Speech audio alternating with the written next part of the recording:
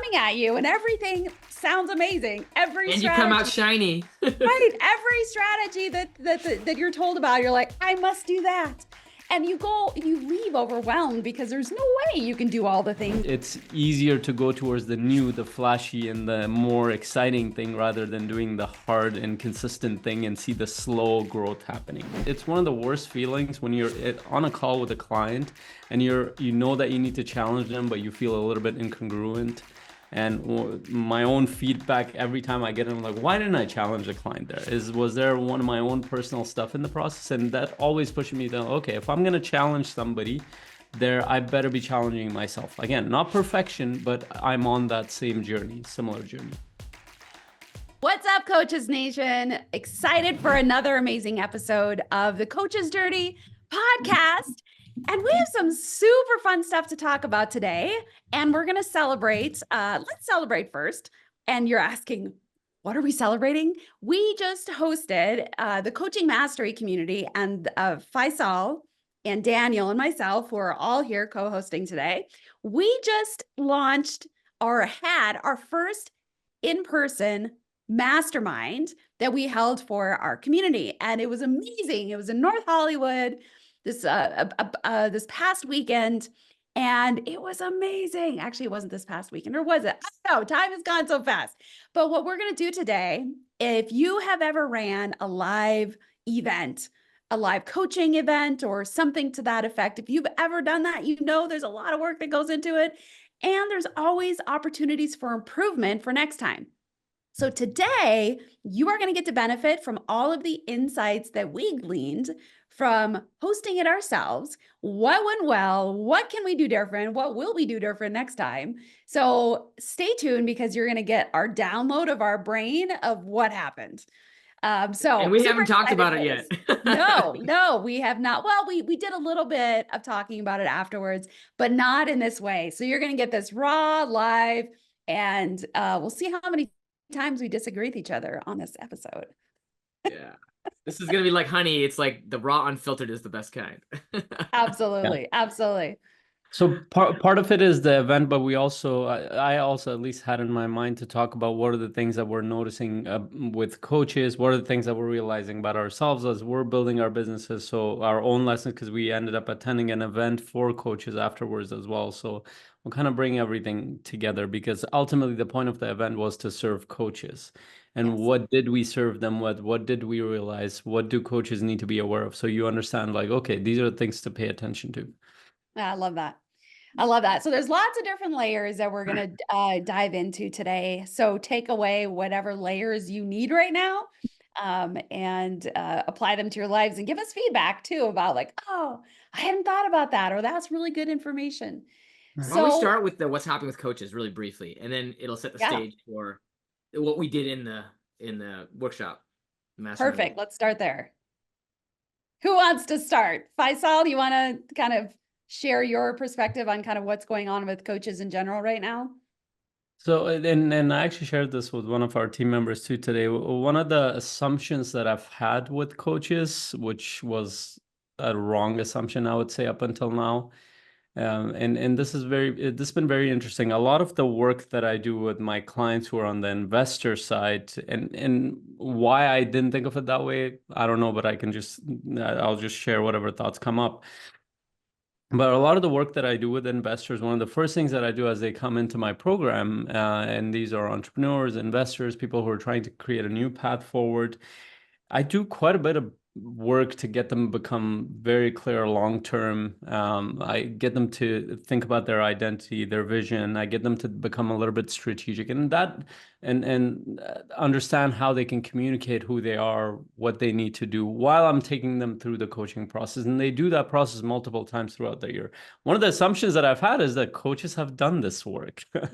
So every time I would bring it to the community, I would bring like a short version of that. And that was incidentally one of the sessions that we had kept 1 hour for, that was taking longer and longer and longer in the mastermind, because you could see that they were taking it in. And I wanted to slow it down as well. And so the biggest thing I've realized on the coaches and for me, the reason I feel like it didn't hit me is because for me it was a slow growth myself. Like I had to figure this stuff out slowly as I was building my business. And you kind of forget as you do this in the process that you take it for granted that you've done all that work. But what I've noticed with a lot of the coaches that they don't do that upfront initial work needed for them to get clear long term, for them to understand what their vision is, what that is, for them to have a plan and a strategy, for them to create consistency and get rid of as much of a distraction as they can. Because those were the things that were coming up in our mastermind a lot. How do I stay consistent? How do I manage my time? How do I get focus? How do I do the thing that needs to be done every day, every week? And that requires all that background work on the mindset, on the performance, and all that stuff that we actually help our clients with. And incidentally, I think that's one of the reasons why coaches are not able to help others is because they haven't done that deeper work with themselves. So that really stood out for me. And I've been thinking a lot about how can we bring more of that into our community as well. Yeah. One of the things I realized recently, is a few months ago, is I had the awareness of like, oh, yes, our community, the coaching mastery community, is all about helping the coaches in our community collectively, like we help, but then they also help each other gain coaching mastery and business mastery.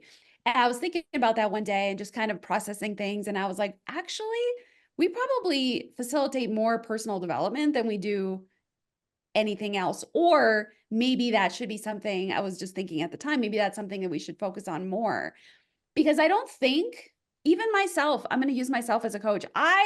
In no way am I intentionally having a lack of integrity in what I say versus what I do. But it is so easy for us to fall into that. It's like going to the doctor's office and they're telling you to quit smoking. And then you see them, when you leave behind the building when there's smoke break, or it's like, getting a personal trainer who's a little pudgy, and you're trying, it's like, I have a belief that I need to be doing the work, and it doesn't mean perfect, but I need to be doing the work in order for me to have integrity to help other people do their work.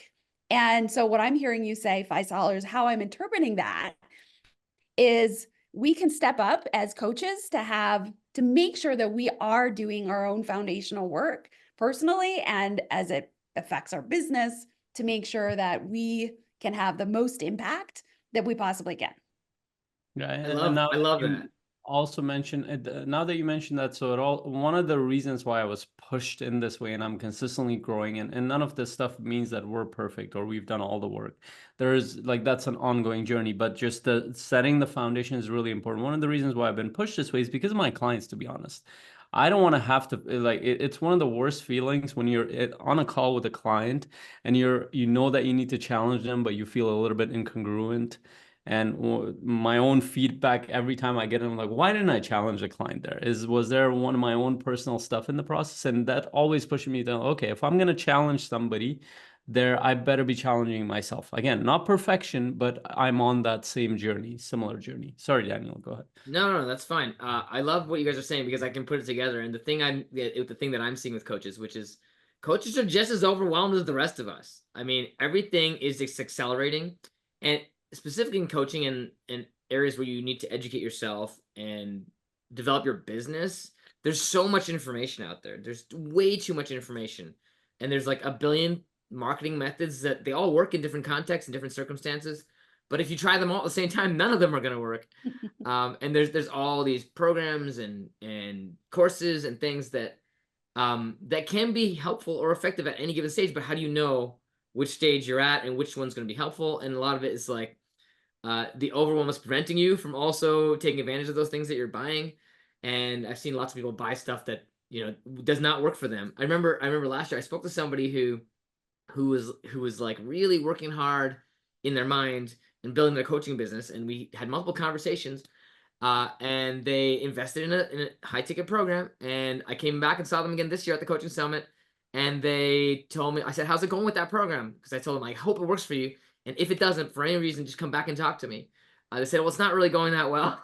So I'm like, I knew that at the time was going to happen. I hoped it wasn't.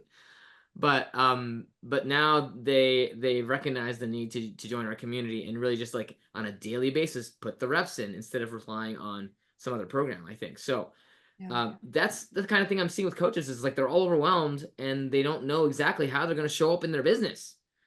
Yeah. So Yeah. what we tend to do, just like other people, we tend to look for that silver bullet solution. Oh, this one thing is gonna change my life, and my coaching programs will start selling, and I'll finally make it work. But that's not actually how it works, because it's true in every area of your life. You got to put in the reps to become the kind of person that can build a coaching business, that can sell coaching. And that's why, like Sherry said, we have to all put in those reps ourselves and do the personal development required, because a lot of it is just the personal barriers and personal development of being willing to go through that really challenging and difficult phase. Yeah, So, absolutely. and that's why the So vision is important too, as Faisal said, because if you know what you're trying to build, then suddenly you have a little bit more motivation for pursuing the non-distractions that are also. yes. So I think it would be helpful to just give maybe a 3-minute overview, and I can do this about, so what did we do in our mastermind? Because this conversation about creating more self-awareness and clarity around our own businesses is exactly what we were intending to do in the mastermind. And then we can talk about what worked, what maybe could have worked better, and kind of share some more ideas around there. So that way you have the context now of what were we seeing in the coaching industry and what were we doing to solve that in our mastermind, and then how can we carry that mission forward even better in the future. So the mastermind that we held was in North Hollywood, and we rented a house for that day. We had it longer, but specifically for that period of time. Perfect. I would absolutely do that again.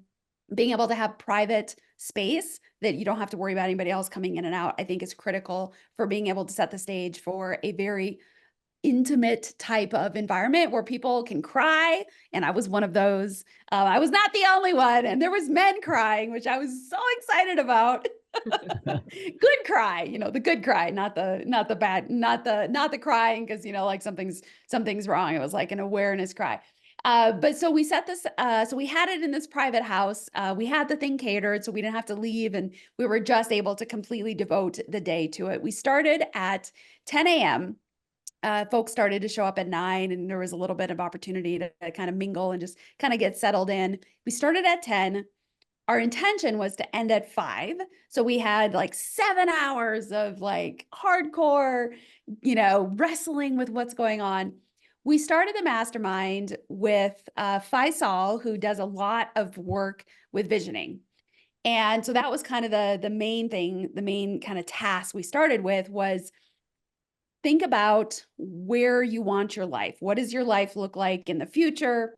And then kind of working backwards to now, what does it need to be like now? I don't know if if you want to give a brief, quick detail about, kind of that visioning exercise, those couple hours that we had. Yeah, and part of what I do with visioning is, and that's why I actually slow down, because part of it is kind of brainy. You're actually thinking about what you want, all the ingredients or the details of what you want. But the part that I started noticing everybody's energy started shifting was when they started feeling it. And I think that's when the vision actually becomes real, when we went through like, okay, now we're having a discussion around it. I did the visualization, and I felt like it was slowing down more and more for everybody. You could see that people's faces were changing, and that's why I slowed down as well. And I think that's a real thing. I see that, and my clients will say this over and over, and they do it multiple, because I have a 1 year long program. They will do it they will go through it themselves at least 10 times in that 1 year. Not because I actually force them to. They realize the significance of it. I do it a couple of times a year live, and then the rest they do it on their own. And every time they go through it, they say that, well, it feels more real to me now. Yeah. The thing that matters to them is more, and your vision consists, in the way I walk people through it, it's not just what you want, but who you're becoming in the process, your contributions, the kind of person you're becoming, your why. Everything is embedded into that. So I look at that as literally your purpose, your direction, your strategy. Everything is connected to that one thing. And if you're not clear about that, it's not difficult to see that. And I mean, it's easy to see that people get distracted easily because then the next thing comes on that looks great. I mean, there are a lot of good, like when I look at a lot of stuff, my mind does get pulled into, oh, that looks like an amazing opportunity. That looks like a great thing. But when I step back and I look at it, look at my vision, look at what matters to me, I was like, does that really matter to me? It's a great thing. There are a lot of amazing things, but does that matter to me personally? And will I be able to sustain that long term? And that's the thing that's hard to do in business, the sustaining piece of it. Awesome. So Daniel, just do to you want to summarize what Faisal said, what we did is we took our people at the mastermind through a visioning process where they had to feel it, right? There was a visualization that we did that Faisal led, and also they had to write down some things about their vision. So it was, and we had a discussion around it. And there was a discussion around it. So that's kind of what we actually did with our members, and we did that pretty early on in the day, right? One of the first things we did was go through that. And another reason we intentionally chose to do that is there was a coaching conference for a couple days after that we did not lead, but we were a part of. And so we capitalized on that by holding this before that happened, because we have been to this coaching convention multiple years, like every year this happens. And we know that it's like going to the car wash, and like you're getting sprayed like everywhere and you're like, everything's coming at you and everything sounds amazing. And you come out shiny. Right. Every strategy that you're told about, you're like, I must do that. And you go and you leave overwhelmed because there's no way you can do all the things that were just presented. So by helping the mastermind attendees get super clear on what they wanted, now they have a frame of reference that they're able to more easily, once they go into the big conference, they were able to be like, oh, well, but see, that actually doesn't fit for me right now. And you can just let it go. Let it go. So it was really effective, because I heard one of the members from our mastermind frequently say, I know what I'm focused on right now, so I'm not even going to like super dig into these things that they're talking about. I'll take note, because when the time is right, the time is right. But he didn't focus on that, which was super helpful for him. Daniel, do you want to talk about kind of what we pivoted into for the day from that? Well, we walked through like kind of visioning in the coaching business also. We walked through our 90-day challenge framework of vision. The first week of the 90-day client challenge in CMC, in Coaching Mastery Community, is what does your coaching business look like? Because part of our vision is, what does our coaching business look like? And it's partly about like, what kind of lifestyle are you aiming for, and what are the numbers? Like, we got pretty deep into the numbers. So if you haven't done the exercise from the vision, coming to the mastermind was really effective way of just getting through the numbers and making sure we forced you to do that little bit of that work, gave you that space, right? And so then, when you do your visualization, like what really matters, what are you building, and you kind of have a really clear link between those two things. But then in the afternoon, we did a masterminding, like, a masterminding hot seat, where everybody said, well, here's the big thing, here's the barriers that I'm going to face in achieving this one thing that I'm focused on in my coaching business. And we went through each person, and everyone had a different yet related area of question to ask the group. And so what we did is we got support from the group, and in most cases we got support from not only the three of us here, Sherry, Faisal, Daniel, but everybody had some perspectives to share in some cases. In one of the cases, we actually realized that this person needs some direct coaching right now. So we turned the hot seat into a little coaching. And so we were pretty much adapting to what the members needed. And so I feel like it was like we covered every part of the base, all the bases that needed to be covered for each person. So everybody left feeling pretty focused, I think. Yeah. Yeah. I think it's a great summary. Did you have something you wanted to add, Faisal? Yeah, and I kind of looked at it as an experiment as well. So throughout the other event that we went to, all our members were going there too, and I was checking in with them because we had dinners with them, we had lunch a lot of times to see so.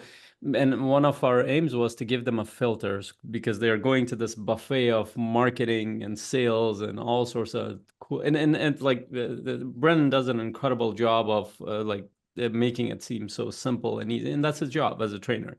He does a beautiful job of that, and he will present things so easily in that moment. But then the people who are new or looking, they don't have perspective and context. So our aim was to give them a filter through which a lens through which they can look at it. And the lens was their own vision. The lens was their focus. It's like, what could they focus on? What could they actually commit to? And that was part of our process, was what could they realistically and actually commit to and move towards building this long-term thing. And when they went to the event, they were actually taking in the things, like Danielle said, applied to them rather than everything. And that's also the kind of the macro of that's the purpose of the vision as well in general. Like if you are clear about that in your day-to-day life, it'll be the same exact thing. But we don't revisit our own strategy, our own goals, our own stuff enough, so we get pulled into other things. And really, it's such an important piece of what we need to do. And the other thing that we notice, and we want to talk about the feedback that we got from our members, like what we needed to do. Why don't we shift to talk about feedback we got from our members, and then we can talk about our own feedback for ourselves about kind of how it rolled out. So go for it, Faisal. What's some feedback some feedback that you heard from some of our members that attended the mastermind? Well, the first feedback, I think we all felt it unanimously, wasn't enough. It was way too packed. We needed a little bit more space to digest it. And also there were a few things that we left out. For example, we did get them to think about their vision, and we did get them to think about the numbers in their business and what to focus on, but we didn't get them to think about a strategy for their life. And again, that was I kind of had to let them know, it's like, hey, I have this course, just go through that. And some of them have gone through it. But so one, we didn't have enough time to cover everything, and two, we didn't have enough space to digest this stuff. And so one of the conclusions, I think almost unanimously from all of us, was that this needs to be at least a 2-day event. Not to pack more stuff, but more so give them the space to digest and actually implement some of the pieces of it. Yeah. And that really stood out for me. Yeah, I love that. Totally agree. It was a lot. I know Daniel afterwards, he was like, rookie mistake. Where I know, like trying to pack in way too much like we had we had a lot we wanted to cover, and everything we did actually also took a little bit longer because in the moment we realized there's some richness and depth that people really needed to go where we were going with them, and that made us recognize the need to go deeper with them in the moment. And so it's one of the rules about facilitation you want to follow is plan it tightly, have a plan, don't just show up and wing it. Have a good plan, but be willing to adapt in the moment. So both, yes, there's more we could have done if we didn't take as long, but I think the adaptation is really more important. That's one of my big lessons is you don't have to have the perfect plan. You can live in that sort of seat of service and be like connected to the people you're serving right there in the moment, and change the plan as you go. We mostly changed the plan in terms of timing, which left us less time to do some of the other things, but fortunately put the most important stuff first.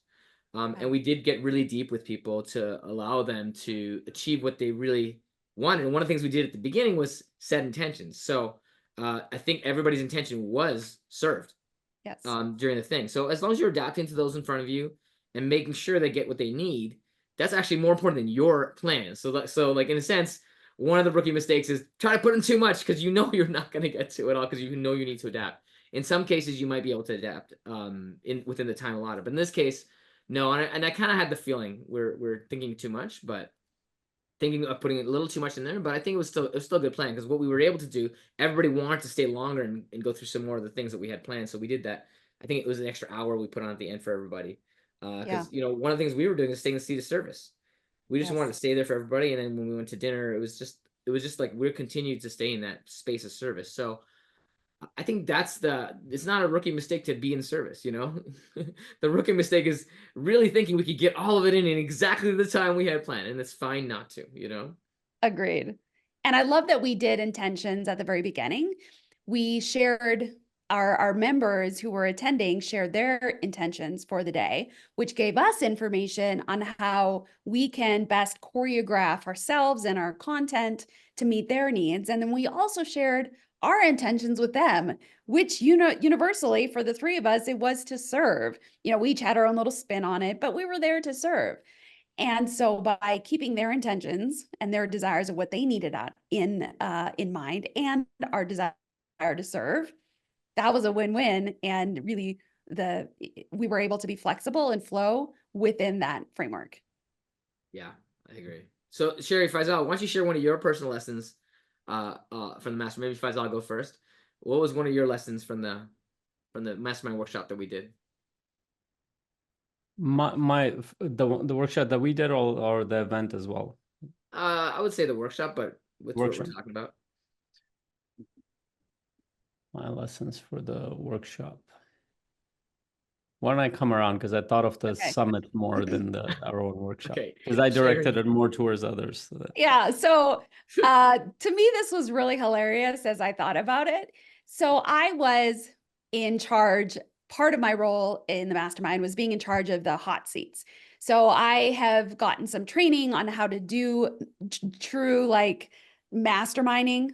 I know that that word gets tossed around a lot and means a lot of different things, but there's like an original structure behind what a mastermind is. And so that was what I was intending to bring to the portion where somebody would get on the hot seat. So basically how this looks is the coach would say, right, I would ask the coach, what is the biggest question that if you got an answer to would help you move forward in your business, is kind of the summary of it. So then they come up like, well, this is the biggest barrier, challenge, constraint in my business right now. So they would share it with everyone. And then the next step is everybody has an opportunity to ask clarifying questions to better understand what that question or constraint or barrier is.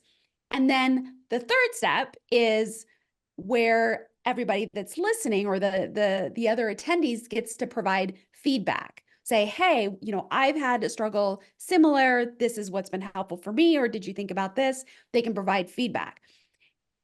And so I've ran this structure before, and I've even done it virtually with coaches, but there was something way different about doing this traditional mastermind with coaches in person. What happened is there became a confusion. I did not clarify enough what is a clarifying question. And coaches rightly slipped into coach mode. And they'd be like, wait, I have another clarifying question. But it really wasn't a clarifying question. It was a coaching question. And so the clarifying question section took way longer because it was really, they were trying to coach when that really wasn't in the intention. But I did not do a good enough job delineating what is a clarifying question? What is the purpose of this? And so, so I recognized during when this like started taking way longer than we had planned, I'm like processing like, what's going on right now? Why am I having such a hard time?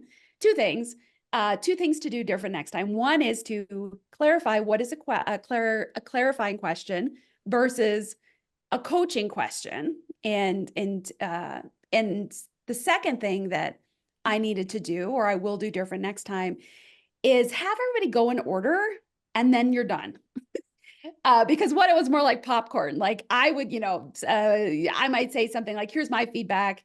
And then another person, and then another person. Well, then the other person wanted to share some more. So those two things I would do differently next time because that really challenged our time constraint already. Yeah, we can facilitate that with slides too, because we have the slides in the background with the instructions. We see that help people go on with the timers as well.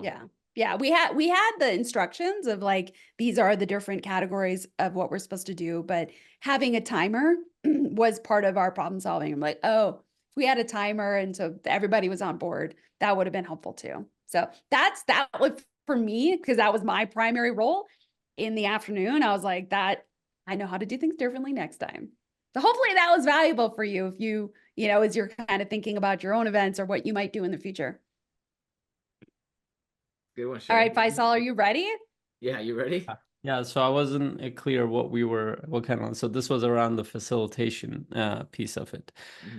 I feel like one of the things that I enjoyed last year when I did a few sessions in the in-person event that I did in Denver was that as much as Sherry thinks I monologue and my energy stays, I actually shifted that. I was very proud of that. We were laughing a lot. And there was crying, and there was like the energy was very cool. In fact, at the end of that event, I just said something spontaneous. They couldn't stop laughing during an exercise, and it just continued on. It continued on to the dinner conversation, which is really cool for me. But I feel like I didn't have enough of a shift because it was also tightly packed. I was not used to it in this format. So I didn't shift the energy enough. So and I noticed that, and I could tell that people were getting burnt out a little bit towards the middle end of it, and I could feel it in our own energy as well. So more shift in energy, because it becomes very intense when you go through a vision, and then you're talking about the numbers, and by the time you get to the mastermind, you're talking a lot. So I think more better breaks, which we talked about, but also a shift in energy. How can we shift the energy a little bit more movement? We didn't have that incorporated, probably because we packed too much into it. Which Not brings probably. which kind of brings up what we talked about, maybe having a 2-day mastermind, Yeah. where we can have a little more space. And I think one things that we can add in there is a little more time to do the actual work, right? Like Yeah. you bring people together, you don't want to just send them home with homework.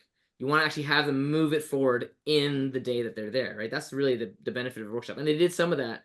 We could do a lot more of that. And I think like some of the get stuff done right while you're there, stuff that we had planned, that we could expand it a lot more on. So I think the second day could make the difference there. And that was literally the thing that we had to axe at the end of the day is we had a session, a GSD, get stuff done is the PG version. And we had to cut that out because we were already over time because everything we had done had taken longer. And I know that some of our mastermind members really wanted that GSD period to really just be able to process, download, and start to implement whatever their next thing was. So I love that they were excited about that because that gives us information to make sure that we integrate in next time throughout the couple days and however we end up orchestrating it. So I think those are really great learnings, and we could probably go on for days. I think those probably are the highlights from the own mastermind that we maybe what we do is we do the visioning as a half-day mastermind before the summit, and then after the summit we do a full day including a GSD. Maybe. So that way we can leave and then refilter again. Anyways, I like Faisal's idea though of lessons from the whole summit. Like, what's one lesson?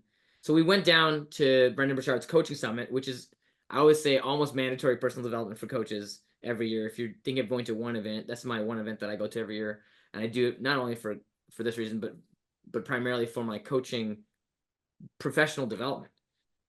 Being in that room with all the coaches and learning from Brendan is like one of the best things you can do for your coaching development, because he really levels you up as a coach.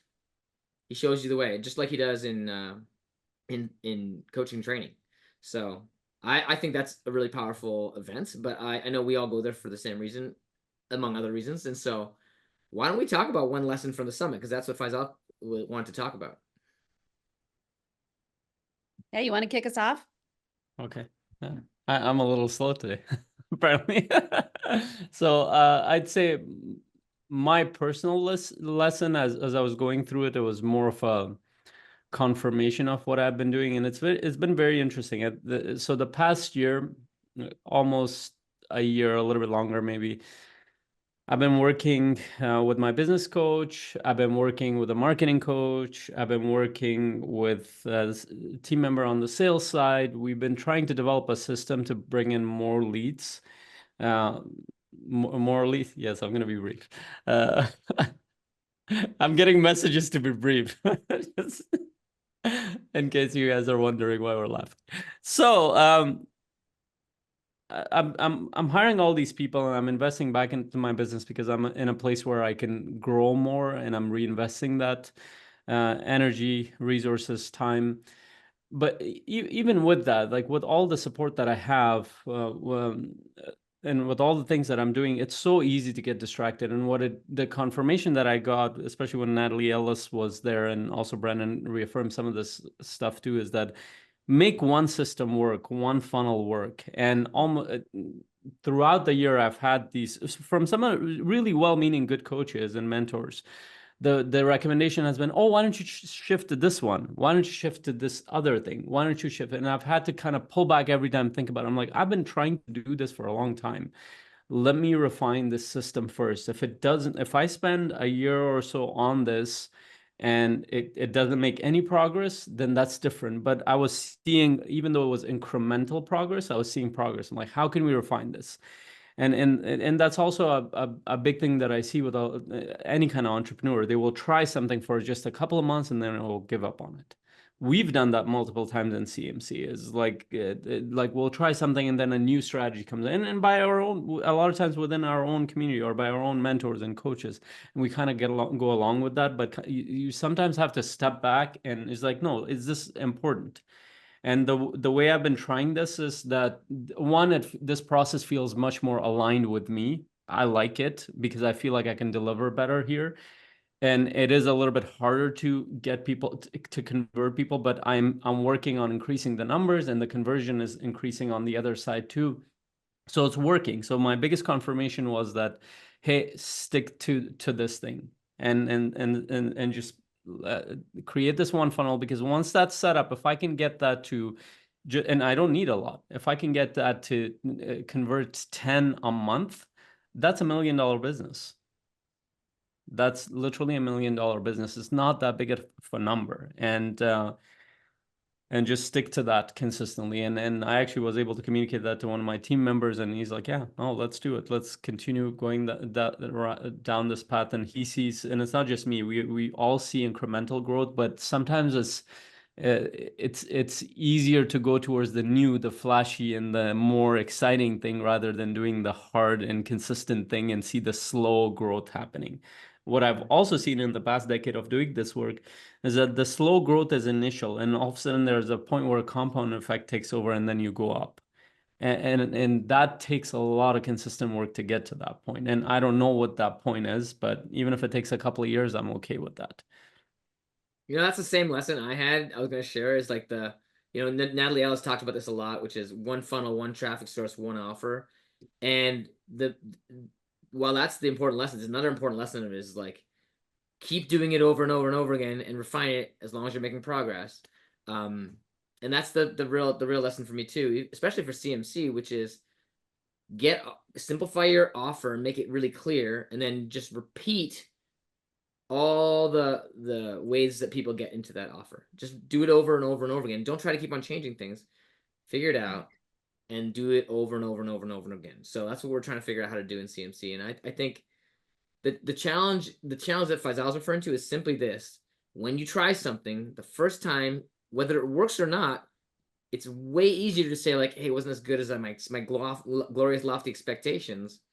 And so it's really simple to do something different, try something and see which one was better, right? There's a value to split testing. Like, did the webinar work or did the speaking on stage work? Like, well, let's try all the things and see if they all work. But then a year later, you've tried 75 things and maybe all of them would have worked. Wouldn't you rather try the one thing that works and make it better and better and better, as long as you enjoy it enough, right? Like that's kind of where, I think most of us as humans, not just coaches, tend to fall down. Yeah. In business.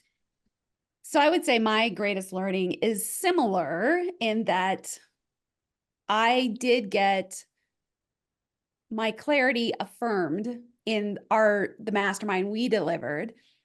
And that gave me the clarity to not get too excited about all the things, all the possibilities at the summit. And because otherwise I can easily get overwhelmed with like, oh, but it'd be so easy to create a group coaching level that I could funnel my individuals to. And I literally had one of my clients ask me a couple of weeks ago, she's like, we were talking about her re-upping and renewing. And she's like, well, do you also have a group program? And part of me was wanting to say, yes, I do. But I was like, I don't. And I don't have any plans of creating one because that's a lot of work and that doesn't fit with all the other things that I am committed to and moving forward in my life. So I've made that intentional decision. But because I always want to serve, I can easily get pulled into but they would be easy, and it's not easy. So I was affirmed in that going through the coaching summit. My learnings was successfully letting all these great ideas just roll off my back because they're not great ideas for me right now. And so having that frame coming into the coaching summit with that clarity of intention and then executing that clarity of intention was huge for me. So that was my learning. Yeah, I love that. Awesome. Well, we're getting close to the time here. So there are any last things that we want to share with people? one thing I would want to share is, as we're talking about the mastermind we delivered, we have a very large connection and community of coaches, people that are literally in the coaching mastery community and outside of that. We know a ton of coaches.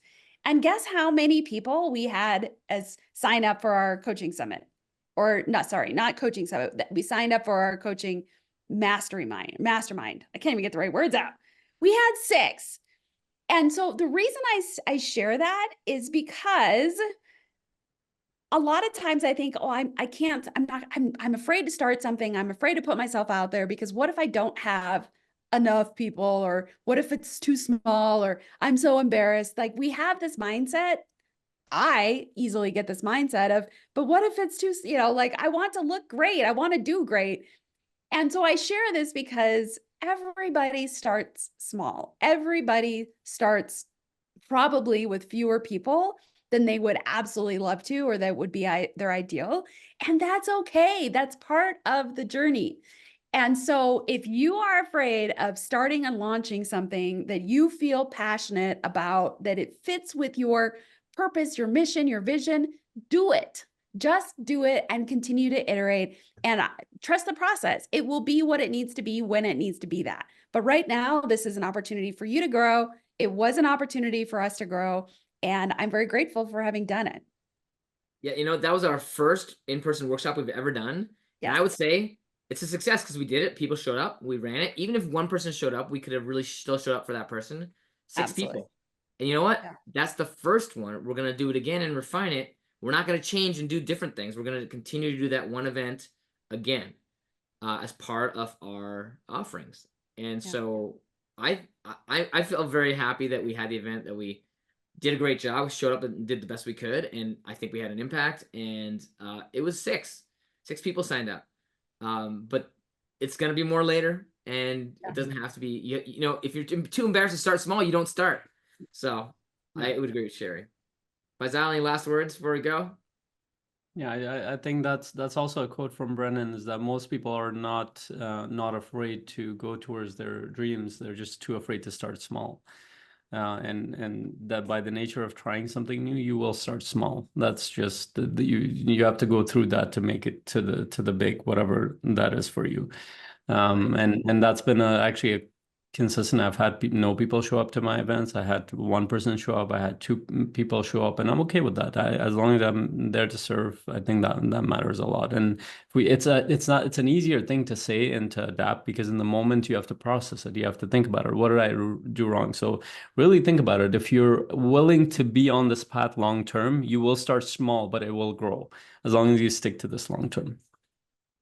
So we thank you so much for showing up to this podcast, listening to us ramble, but super important learnings that you can integrate into your own life, into your own coaching business. It's all the way from your mindset around it to what you're actually doing. And so we value the attention that you have given us and the attention that you've given your own coaching business through listening to this. So if you're not subscribed to our podcast, so you get weekly updates every time we release a new one, do that.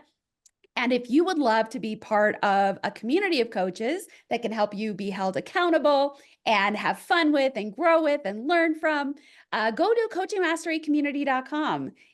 We would love to have you. We got different ways that you can grow and level up, and it's all good stuff that's going to totally benefit you and all of your clients now and in the future. Yeah. Or you can also go to cmc.coach. That's the shorter version, cmc.coach. So we'll see you next week on our next episode. All right. Yeah, I'll soon. Bye. Yeah. Bye.